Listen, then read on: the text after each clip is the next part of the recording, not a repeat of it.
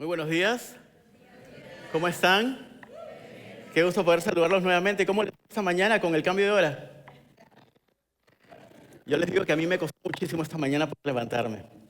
Inmediatamente me acordé que era el Día del Señor y aquí estamos.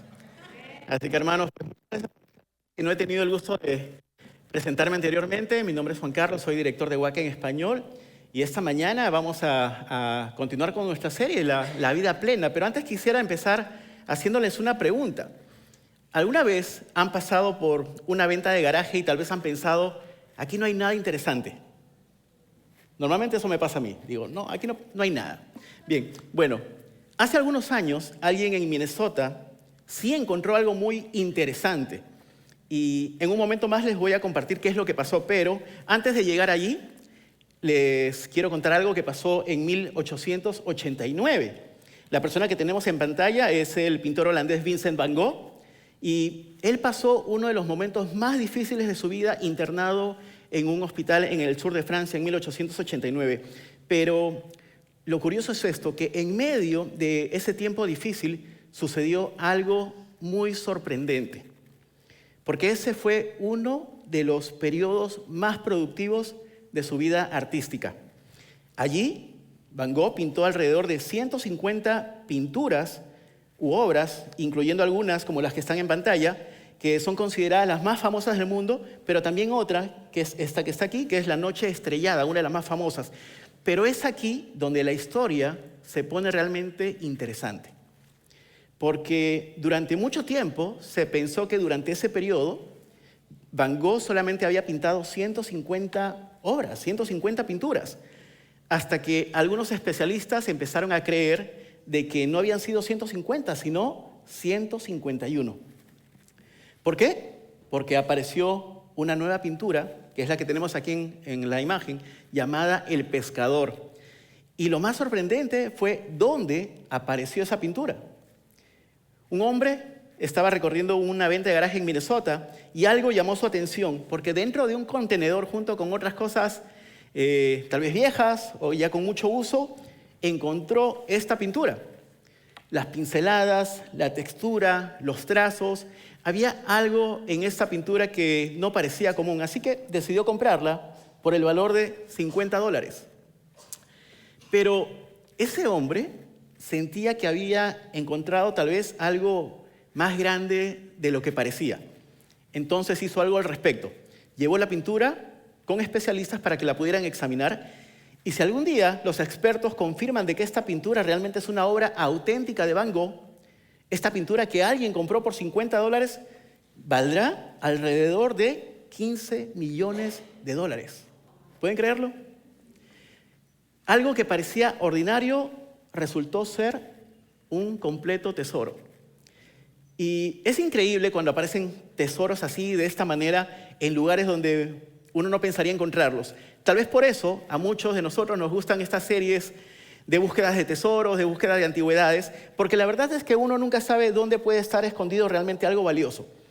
Pero hay algo mucho más sorprendente en todo esto, porque el tesoro más grande que muchos de nosotros pasamos por alto no está en una venta de garaje, está en un espejo. Porque tenemos que saber esto, hermanos. Cada vez que nos miramos al espejo, no estamos viendo solamente nuestra imagen, estamos viendo la obra maestra y milagrosa que nosotros somos. Pero a muchos de nosotros, o a muchos de ustedes, tal vez les cueste creerlo, y eso tiene una razón. Y la razón es que muchas veces hemos escuchado tantas mentiras acerca de nuestro valor que terminamos aceptándolas como verdades.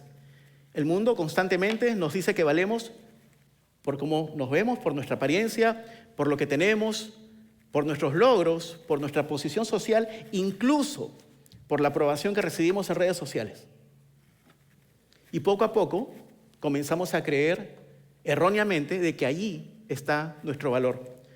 Pero esa idea esconde una mentira profunda, porque nuestro valor no viene de lo que tenemos, sino de quién nos creó. Fuimos creados por Dios, el gran artista del universo, y por eso somos su obra maestra, formados con amor y creados con un propósito. Y hoy vamos a continuar con nuestra serie La Vida Plena y quiero invitarlos a abrazar esta verdad de una manera nueva que puede cambiar la manera en cómo ves tu vida. No solo como algo que suene bonito, sino como una realidad que realmente puede transformarte. Y es que hoy vamos a estudiar unas de las declaraciones más poderosas que encontramos en las Escrituras acerca de nuestra identidad. Una verdad que no solamente nos revela quiénes somos, sino también para qué fuimos creados. El versículo base, si tienen sus Biblias, pueden acompañarme a Efesios capítulo 2, versículo 10. Pero antes de que lleguemos a ese versículo, vamos a analizar un poco el contexto, ¿bien? Porque este capítulo empieza llevándonos a una realidad muy fuerte, incómoda, que tal vez muchos quisiéramos evitar, pero que al mismo tiempo todos necesitamos conocer. Nos muestra de dónde es que Dios nos rescató y cómo Él ve nuestra condición humana sin Él. Efesios 2:1, y Él les dio vida a ustedes que estaban muertos en sus delitos y pecados. Muertos. Esa es la profundidad donde nos sumerge el pecado. Y ese es precisamente, o mejor dicho, desde ese punto tan oscuro es que la luz de la gracia de Dios comienza a brillar en nuestras vidas. Porque los versículos siguientes nos van a mostrar algo muy hermoso, que tenemos esperanza. Y es precisamente los siguientes versículos, los del 5 al 7, que nos van a mostrar cómo es que Dios puede levantarnos de lo más profundo y llevarnos a lugares que jamás habríamos imaginado. Efesios 2:5 dice, aun cuando estábamos muertos en nuestros pecados, nos dio vida juntamente con Cristo. Por gracia, ustedes han sido salvados. Noten esto, estábamos muertos en nuestros pecados, pero Dios nos dio vida. Y no solamente eso, porque el versículo 6 nos va a mostrar también que nos levantó. Pero ¿qué tan alto podría levantarnos Dios? Escuchen la respuesta, versículo 6. Y juntamente con Él nos resucitó o nos levantó y asimismo nos hizo sentar en los lugares celestiales con Cristo Jesús. ¿Se dan cuenta del poder de Dios para transformar una vida? Dios tiene el poder, la facultad de tomar a una persona que estaba enterrada en las profundidades de sus pecados y puede levantarla o levantarlo hasta las alturas del cielo. O sea, pasamos de estar muertos a estar vivos en Cristo, de estar perdidos a sentarnos con Él en lugares celestiales, de estar separados de Dios a vivir en comunión con Dios. Y un día, dice la palabra, no solamente estaremos con Jesús, sino que también reinaremos con Él. Pero entonces surge esta pregunta. ¿Cómo es posible una transformación así? Los siguientes versículos 8 y 9 nos dan la respuesta. Porque por gracia son salvos por medio de la fe, y esto no de ustedes, pues es don de Dios, no es por obras, para que nadie se gloríe. Y aquí, hermanos, vemos algo muy claro. Lo que marca la diferencia entre estar muertos en nuestros pecados y estar destinados a la gloria con Cristo es que Dios mismo nos salva. Miren, el teólogo Jonathan Edwards lo expresó de la siguiente manera. Tú no contribuyes en nada a tu salvación, excepto el pecado que la hizo necesaria. Y eso es lo que Pablo está diciendo aquí. Nosotros no somos salvados por las buenas obras que podamos hacer. Somos salvados única y exclusivamente por la gracia de Dios. ¿Y cómo podemos recibir el regalo de la gracia? ¿Cómo podemos? Por medio de la fe en Cristo Jesús. Amén. Cuando confiamos en el sacrificio de Jesús, cuando creemos que murió por nuestros pecados y resucitó para darnos vida eterna, entonces Dios hace lo que nosotros nunca hubiéramos podido hacer. Nos salva. Y como Jesús es quien hace la obra salvadora, Pablo dice que nadie, ninguno de nosotros puede jactarse. Nadie de nosotros puede decir, lo hice, logré mi salvación. En otras palabras, hermanos, nuestras obras no pueden ganar nuestra salvación. Nuestros esfuerzos son necesarios, sí, pero nunca serán suficientes. Por eso nunca podemos asumir el mérito. Todo es únicamente por gracia de Dios. Y el versículo 10 nos va a revelar algo increíble sobre nuestra identidad y responde a esta pregunta: ¿quiénes somos? Efesios 2:10 dice lo siguiente: porque somos hechura de Dios, creados en Cristo Jesús para hacer las buenas obras que Dios preparó de antemano para andar en ellas. Y miren, el pastor y teólogo Kent Hughes dice esto acerca de este versículo: no creo que haya una descripción más exaltada de un creyente en toda la Escritura. Somos hechura de Dios, somos su obra maestra.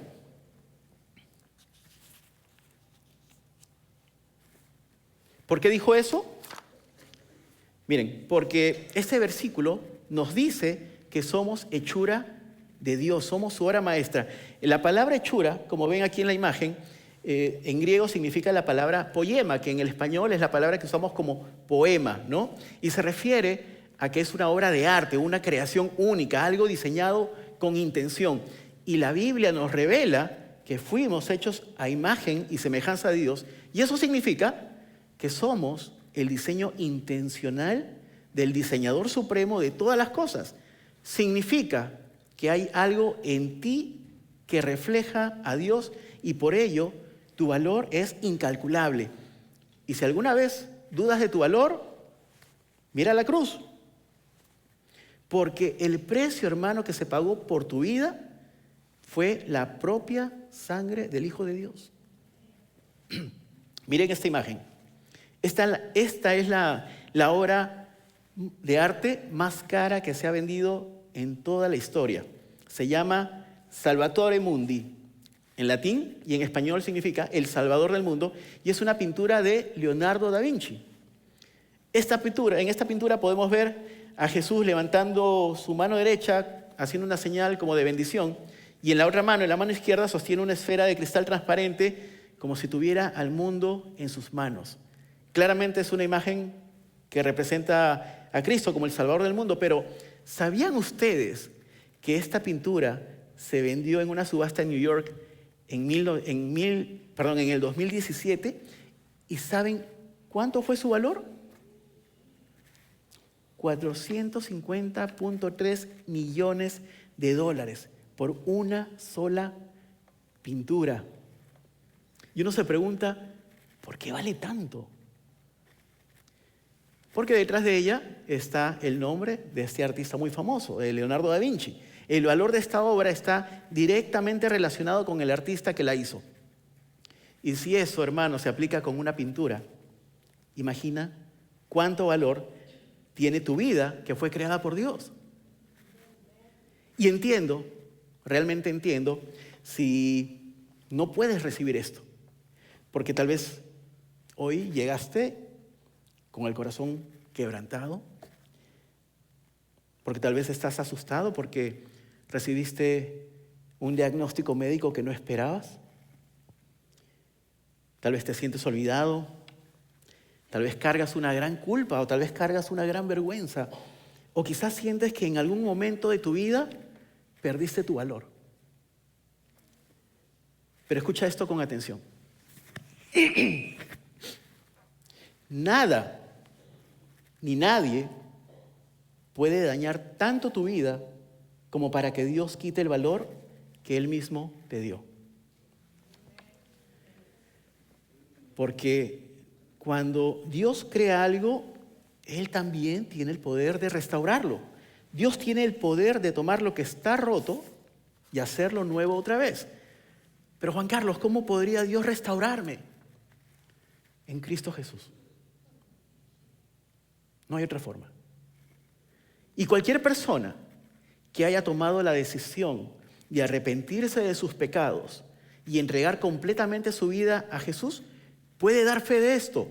No importa tu pasado, o no importa lo que te haya pasado, o incluso lo que te esté sucediendo ahora mismo, Jesús puede hacerte nuevo. Jesús ve el valor que hay en ti, hermano. Incluso cuando tú mismo o tú misma no puedes verlo. Y tiene el poder de restaurar tu vida hasta que ese valor se haga visible en ti, hasta que tu vida esté completa en Él. Por eso el apóstol Pablo nos dice en la carta a los Filipenses, capítulo 1, versículo 6, estando convencido de esto, que el que en ustedes comenzó la buena obra, la perfeccionará hasta el día de Cristo Jesús.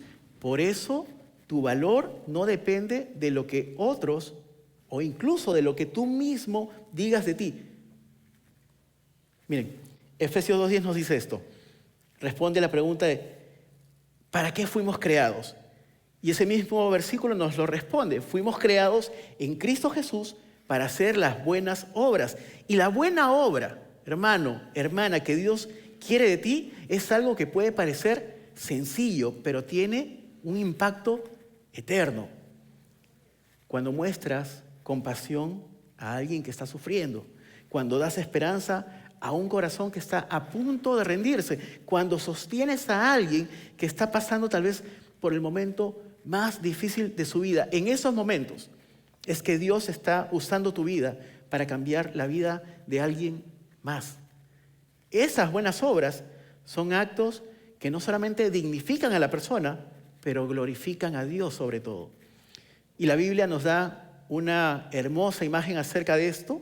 En el capítulo 19 del libro de Apocalipsis, el apóstol Juan escribió la visión que tuvo en el cielo, ¿no? Vio a la novia, o sea, a la iglesia, a nosotros, preparada y resplandeciente. Y escribió esto.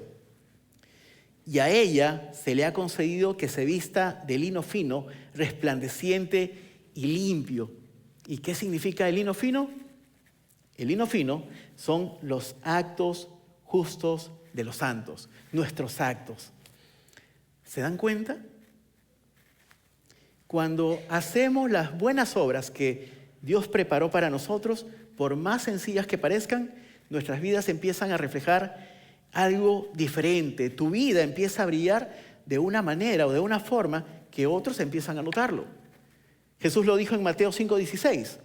Dejen que su luz brille delante de los demás para que vean sus buenas obras y glorifiquen a su Padre que está en los cielos.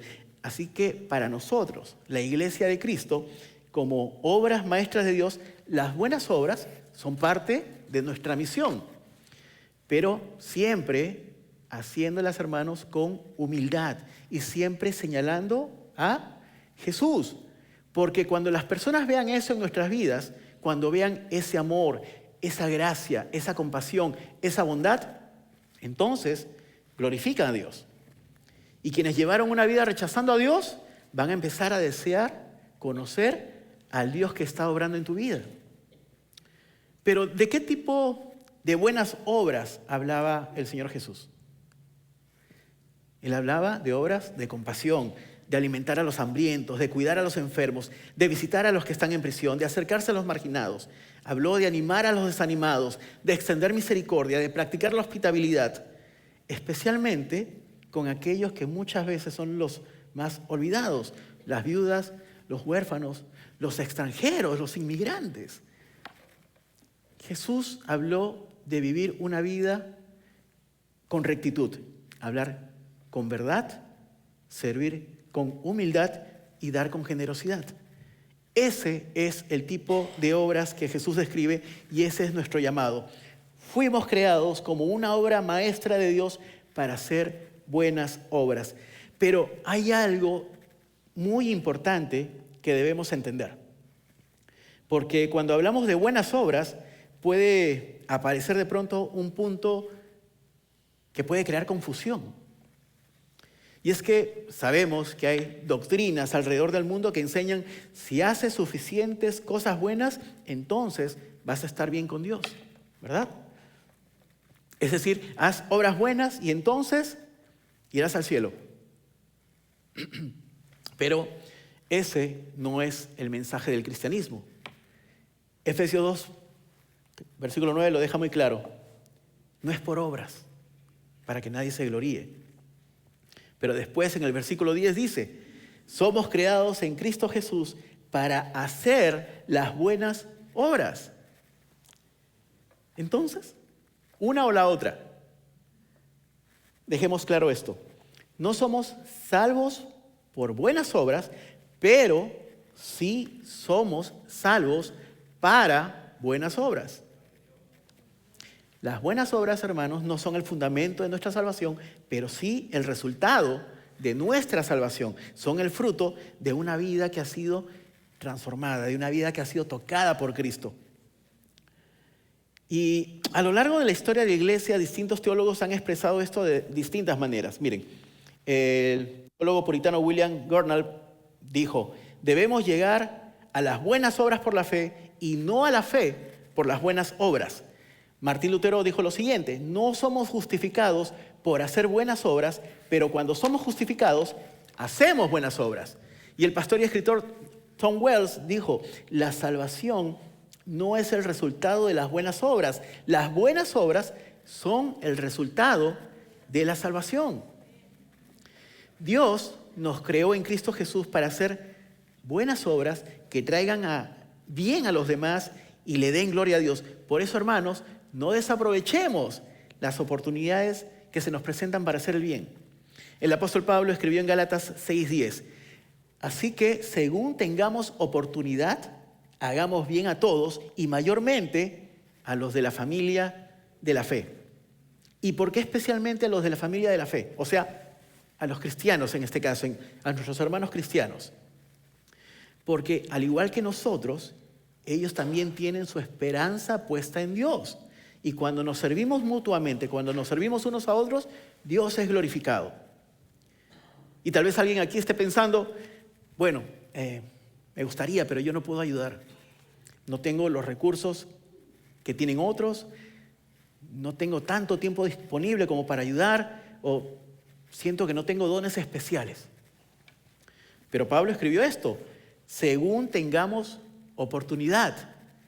Eso significa que a todos se nos ha concedido la oportunidad de poder ayudar de maneras muy sencillas. Cuando te cruzas con alguien, cuando escuchas que alguien tiene una necesidad, cuando tal vez surge una conversación y te enteras de algo. Tal vez, hermanos, hermanas, sea algo muy pequeño, pero eso puede convertirse en algo muy grande. Un acto de bondad, una palabra de ánimo, una sencilla ayuda. Y en ese momento, incluso obrando en algo pequeño, estás viviendo el propósito para el cual Dios te ha creado. El evangelista inglés John Wesley dijo, haz todo el bien que puedas, de todas las maneras posibles, a todas las personas que puedas, mientras puedas. Y aquí hay algo muy importante. Nuestras buenas obras no son simplemente actos de bondad al azar, no. Para nosotros pueden parecer tal vez actos espontáneos que aparecen de un momento a otro. Pero la palabra de Dios nos dice que no son accidentales. Efesios 2:10 nos dice, porque somos hechura suya, hechura de Dios, creados en Cristo Jesús para las buenas obras que Dios preparó de antemano para andar en ellas. Que Dios preparó de antemano para andar en ellas. Quiere decir que Dios ya pensó en cada oportunidad, en todas las oportunidades donde nuestras vidas podrían bendecir a otras personas. Entonces, me gustaría preguntarles, ¿estás aprovechando esas oportunidades? ¿Las estás aprovechando? Tal vez algunos pocos tal vez, puedan decir sí. Y tal vez otros, tal vez la mayoría responderán, bueno, no creo que Dios haya planeado nada para mi vida porque no veo ninguna oportunidad. Cuidado, porque la Biblia dice algo muy diferente. Romanos 9:3 habla de las personas que reciben la misericordia de Dios. Versículo 23. De este modo manifiesta las riquezas de su gloria en aquellos a quienes hizo objeto de su amor y preparó para esa gloria. Así que, hermano, ten en cuenta, ten siempre presente esto. No estás donde estás por mero accidente. Dios ya preparó con anticipación todas las oportunidades que tendrías para glorificarlo a través de tus buenas obras. Y Efesios 1:4 nos dice lo siguiente: según nos escogió en Él antes de la fundación del mundo. Antes, hermanos, de que existiera el universo, antes de que Dios dijera, sea la luz, Dios no solamente había establecido cómo salvarte, sino que Dios había establecido también que usaría tu vida para su gloria. El comentarista bíblico Warren Wiersbe dijo lo siguiente: el mismo Padre amoroso que me eligió, me llamó y me salvó, también trazó un plan maravilloso para mi vida. No es que Dios simplemente haya puesto dentro de ti una tendencia general a hacer el bien. La palabra de Dios sugiere algo mucho más profundo, que Dios ya preparó los lugares, las situaciones, las oportunidades, y también señaló a las personas que aparecerían en tu vida. Entonces recuerda esto: no estás donde estás por accidente y no llegaste a este mundo por casualidad. Jesús ya tenía una tarea para ti. Dios nos creó a cada uno de nosotros de una manera tan única, y por eso es que Dios quiere usarnos para hacer el bien de maneras únicas que solamente nosotros podríamos hacerlo. Jesús lo dijo así en el Evangelio de Juan, capítulo 15, versículo 16. Ustedes no me eligieron a mí, yo los elegí a ustedes y les he puesto para que vayan y lleven fruto, y para que su fruto permanezca. Y para que una planta dé fruto, sus ramas deben estar conectadas o unidas al tronco, ¿verdad? Por eso, al mismo tiempo, dijo en Juan 15:5, yo soy la vid y ustedes las ramas. El que permanece en mí y yo en él, éste lleva mucho fruto, pero separados de mí, nada pueden hacer. Así que, hermanos, si somos hechura de Dios, si fuimos creados en Cristo Jesús para hacer buenas obras, y si esas obras ya fueron preparadas de antemano, como dice la palabra, entonces, ¿qué debemos hacer? ¿O cuál es nuestra parte? Nuestra parte es muy sencilla. Es responder a las buenas obras. Cuando Dios pone una buena oportunidad delante de ti, cuando vemos que alguien tiene una necesidad, cuando vemos que alguien necesita ayuda o tal vez una palabra de ánimo o de esperanza, al hacerlo, hermanos, estamos caminando exactamente en el propósito para el cual Dios nos creó.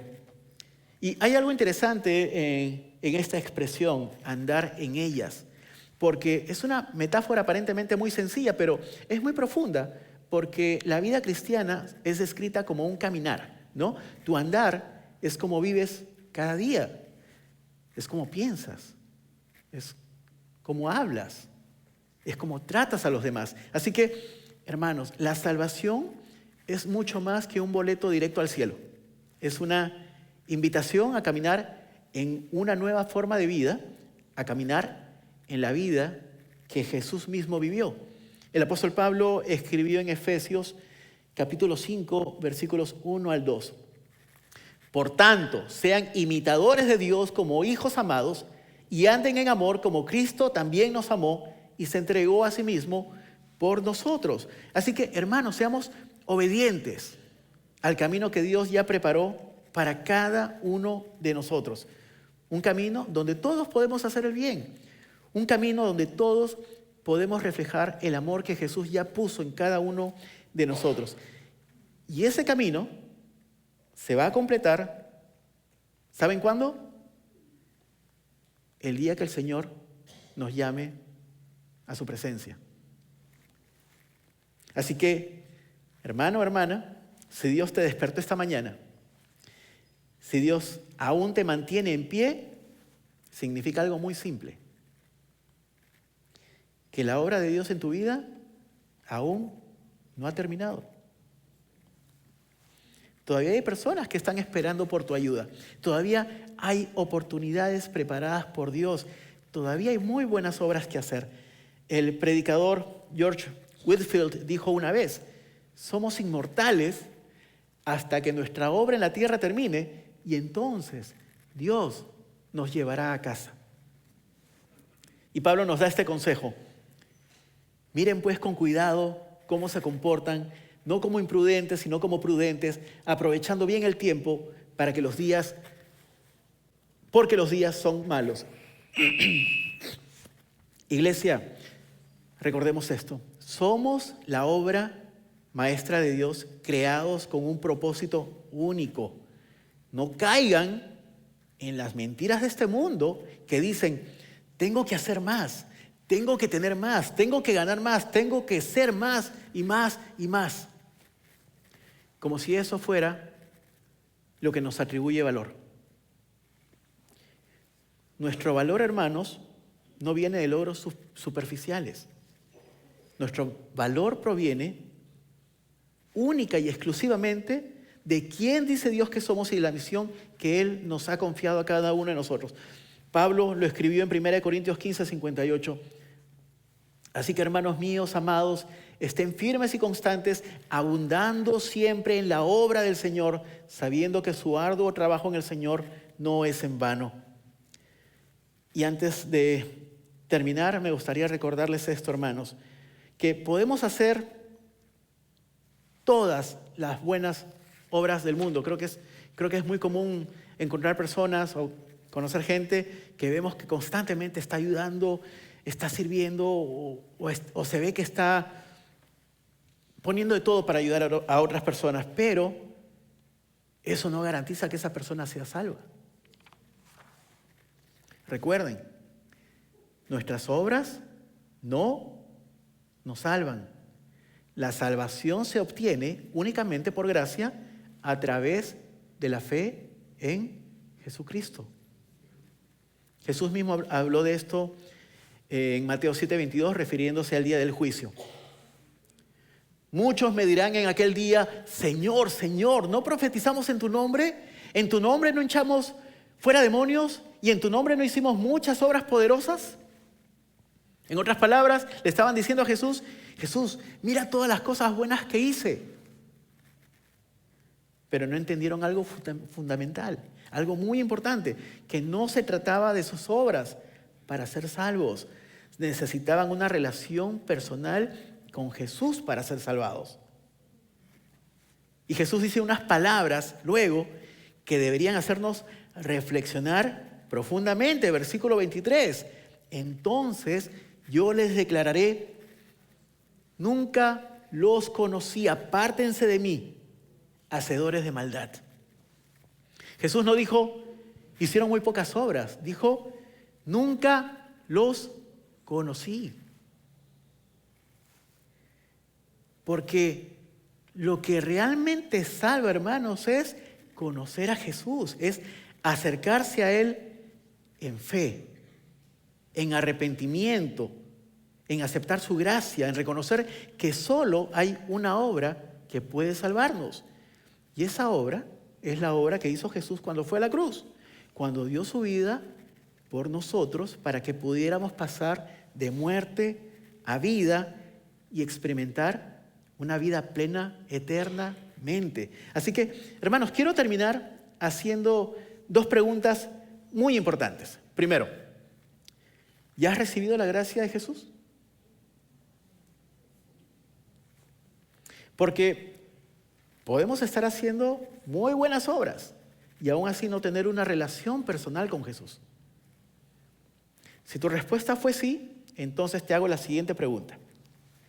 ¿Estás caminando en las buenas obras que Dios ya preparó para ti? Porque las buenas obras, hermanos, son la firma, son el testimonio de Cristo en tu vida. A veces se ven simples, ¿verdad? Una palabra que anima, una mano que ayuda, un corazón que muestra compasión. Pero escucha bien esto. Para Dios, nada de lo que hacemos por amor es pequeño. Cada gesto, cada acto de bondad, cada paso de obediencia, Dios lo ve. Y no solamente lo ve, Dios lo usa. Y no solamente lo usa, lo convierte en algo eterno para su gloria. Amén. Amén, mis hermanos. ¿Sí orarían conmigo?